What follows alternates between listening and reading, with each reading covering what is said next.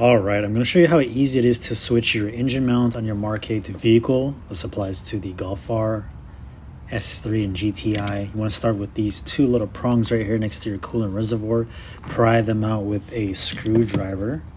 You pop them out of those two little bracket pieces right there. You're going to lift this up and pull it out the way. But before you do that, you want to make sure you detach the two black rubber hose that you see that would fit in that little port right there. Once you do that, you can pull this over to the side and place it right there. Now we have our engine mount exposed. Pretty simple process, guys. Let me go ahead and break it down for you. So first thing you want to look at is that there's 4 bolts. Here's a better view. You can see that there's 4 bolts.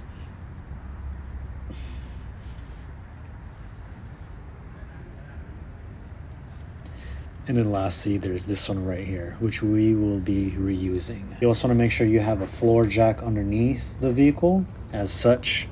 And then I use just like a wooden plank here with a rag that I folded up a few more times. And then just use that to spread the distribution of the load from the floor jack, just to make sure it's not concentrated. All right, and getting right to it, guys, let's go ahead and get a 10 millimeter with an extension. And we're going to remove those ground straps. I'm going to pop those out of place. It's kind of hard to record with one hand and also work on this, but I'm going to do my best here. Pop that off. Perfect. Once you get that off, it should be pretty straightforward just to unloosen it by hand. You can see that I'm doing that right there. You want to make sure you be careful with this so you don't drop this stuff down in the engine bay and let it be lost. See right there, I kind of dropped it, but oh well, let's go ahead and pull that out. And then same thing with this one, we're going to unscrew that. Let's get you guys with the zoom right here. A little bit of tension, but it's all right. We managed to crack it loose. Perfect. Pull that off. Set this in your magnetic tray if you have one. All right, so now you've got that, you can pull off this other metal tab right there and then pull off that grounding piece as such. Yeah, this is definitely new on the Mark 8. I did not see that on the Mark 7 GTI that I had. All right, now you've got your 4 bolts exposed. We are ready to remove them. Side note, I also removed that side screw that you see right there that's missing. Here's an aerial view. You want to start off with the engine side first before the body side of the vehicle, the frame of the vehicle. All right, so next thing we're going to do is grab our 18 millimeter. You can see that right there. A little bit with the zoom and extension as well. You want to just place that into one of the bolts right there. I'm starting with the one closest to the front bumper. And we just want to crack these loose as such. Crack it loose. Again, it's kind of hard to record and do that, but I cracked them loose. Now you can kind of see with one hand they're coming off. And basically what I was doing was unscrewing it piece by piece from the front and the rear bolt. So not focusing on just one side, just did a little bit of the front, a little bit of the rear. Here's a better angle. You can see that we're starting to get a gap right there. And at this point, guys, you want to make sure you have full support underneath the vehicle with that 2x4 plank and your floor jack, because this is going to lower the passenger side of the engine. So as long as you have that fully supported, your engine should not be dropping. And these bolts here should come out pretty easily because it is being supported by that floor jack underneath the vehicle. So just doing it piece by piece. Now we can see it says loose, where I can just unscrew with my finger here, with my hands. It's just getting that right there. A little bit from the rear. Looks good, looks good. All right. And that's coming out pretty easy here. There we go. And I double checked the floor jack just to make sure that it's contact and it's set properly and whatnot before unbolting this all the way. A little snug right there, but a gentle unscrew with the wrench and it's able to come off.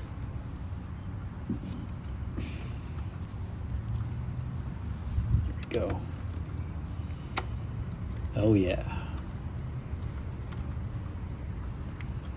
All right. Bear with me here, guys. I should have used like my GoPro or something, but so let's finish removing that from the rear. I'm gonna watch that come out. Perfect. Looks good. Now let's get to the one closest to the front of the vehicle. Do that by hand. You can also move these rubber black hoses out the way. I should have done that sooner while recording this. I think eventually I did, but for the time being, yeah. So you can see the gap right there at the bottom. That is showing how much the engine on the passenger side is being lowered. So I jacked it up just a tad bit more. You can see it coming up piece by piece. There we go. Jacked it up a little bit more. Slow and gentle jack up or raise. We can see it's made contact again, and that should alleviate some of the tension from that bolt. And you can see, yep, I was able to screw it off a little bit more by hand. So just keep jacking it up every now and then, just to make sure. There we go, perfect. So now that's off. Now the floor jack is maintaining the engine weight from the passenger side. You can see there's no bolts holding it in place. So here's another look at it from an aerial view, what that looks like. All right, so now we can focus on the bolts that is attached to the frame of the vehicle. And there's two here, one in the front, one in the rear. Again, I'm going to crack them loose. I had to put the camera down just to crack them loose. And once we got that, we can use our little electric ratchet here just to speed up the process just a tad. And these should come straight up because there's no tension, there's no added weight, right? It's not supporting anything anymore. You can see how loose that is now. So, yep, all four bolts are loose, and it just comes right out. Now watch this, guys. This car only has about 15k miles. And this is just showing you the Volkswagen Audi engine mounts. Yes, they do flex even straight off the assembly line. It's not made to be super stiff. It's not made to be doing all this autocross and all that, right? Drag racing.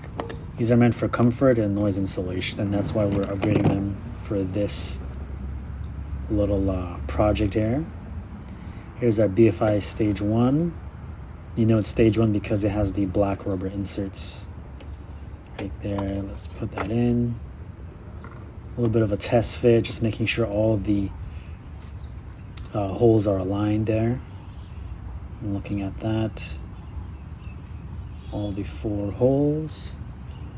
So that looks pretty good. And you can already see what it would look like in the engine bay, right? Let's go ahead and grab our Mark 8 bolt kit. Now this is supplied with the engine mount when you purchase it. And you can see that right there. I put in all the bolts. What you want to do, guys, is put all the 4 bolts in. You're going to put the you're going to start off with the one that holds the engine up, and then the one that connects to the frame right here. As you can see, these are the ones you want to torque down first. So I'm torquing that down. I think it's about 35 newton meters is the factory spec on the Mark 7. I'm assuming it's the same on the Mark 8. So we're going to twist that to about 35 foot-pounds right there. There's the click. Same thing, guys. You want to go piece by piece here, front to rear, just to make sure everything is evenly aligned. There we go. We have that click there. That's nice. So now that we've got that snug, we can also snug up that golden bolt on the top middle there. Now when I did try to do that, it was already in place and set. So that looked good. I use a M6 Allen or hex bit. Sorry, M6 hex bit right there to tighten that. And this is pretty much already tight, so you won't really see me do that on here, but I'm just showing you what that would look like, right? All right, so now next thing, now that we've got these bolts snug, these will be the last ones we will torque down. So these, I believe this torque spec is about 45 foot-pounds, again from the Mark 7 guide. Let's get that again piece by piece. And these bolts on here, guys, you shouldn't have to fight with it. You shouldn't have to tighten it down to raise the engine as well. You don't want to do that. The floor jack needs to support the engine from below and raise it up. So essentially you're just going to raise up the engine side from underneath until it makes contact with the engine mount, and tighten it as such as what you just saw there. Let's see here. Yep, looks good. So you got all 4 bolts in, and you're pretty much at the home stretch here. It looks a little OEM plus. I think once you get some dirt and dust and all that, it'll blend in with the engine bay. Now we want to get that initial bolt that we took off. This one can be reused, that is okay, which we're going to reuse that. The reason why you want to use the bolts that the BFI kit gives is because I believe they're slightly different lengths. Being that this is an aftermarket mount, the dimensions on it are slightly different, but it should level up the engine just like OEM, so it's not going to like lower it or heighten it anymore. And we're just trying to tighten this down and get it nice and snug. I don't have the torque spec for this here. I'm just getting that nice and snug for now, and I'll tighten it up later on. But it already feels great. All right, next thing you want to do is put that ground strap back in each of the ports there.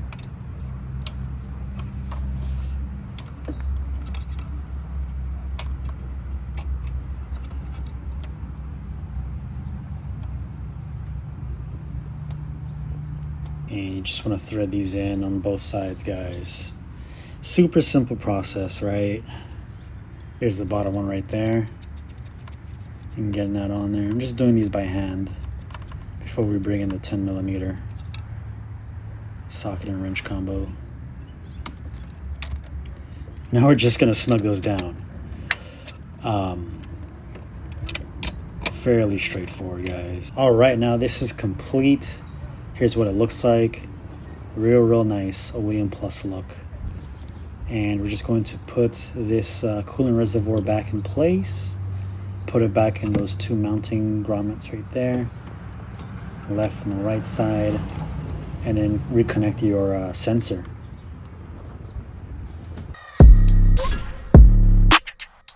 All right, guys, what's up? We're inside the Audi S3. We have the BFI Stage 1 engine mount installed on the car right now. The car is currently in drive mode, D1. Ignore the little yellow icon that's saying that my key battery is low. So I had this car for about a year, and it looks like the key battery is going out. I don't know, I'll take a look at it later, but not the point. So we're driving right now. We've got the AC on. It's on just low mode, but the AC is running, and we're in comfort mode and D mode as well. So just the bare bones, just comfort, nothing is in sport mode, and the car drives just like stock. I can't really tell a difference that there's an engine mount on here. Now as we come to a complete stop, if we're super quiet, I feel like there's just a little bit more engine noise. That could be because the AC is running. Let me see if I turn it off. It's about the same, give or take, but I just feel like there's a tad bit more engine noise in the cabin, but it's very minimal, guys. So you can't really tell, but it's there. If we turn off the air,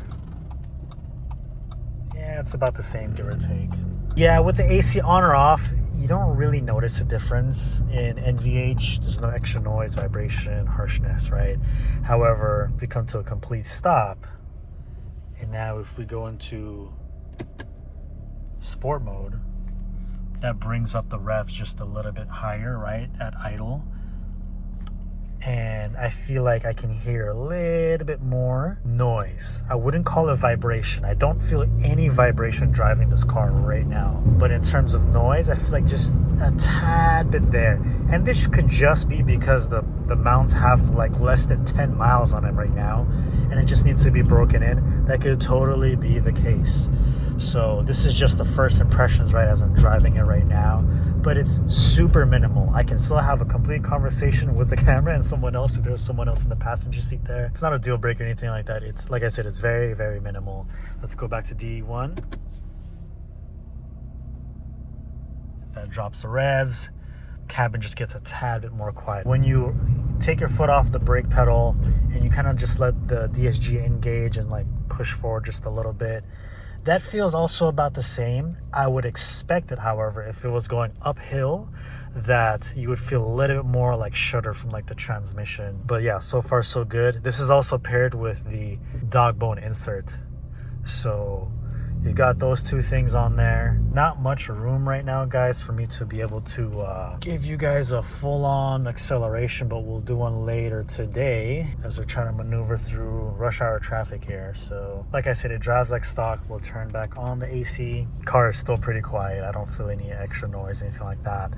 I did have this mount on my GTI, and it was about the same thing, right? No extra vibrations, maybe a tad bit more harshness on certain bumps and divots in the road. But like I said, we're in stop and go traffic right now, so it's kind of hard to say if that's the case with this mount for like the Mark 8 platform. I'm assuming it is, but we won't know until we take it for that full-on drive. But this is also a great initial test, being in stuck traffic, AC on, D mode, comfort, all that. This is really good. Can't get over this interior, guys. It's just so nice. Let's go ahead and fast forward to the nighttime where we do a little bit more spirited driving out in Mexico. So let's go ahead and fast forward to that now. See you guys there.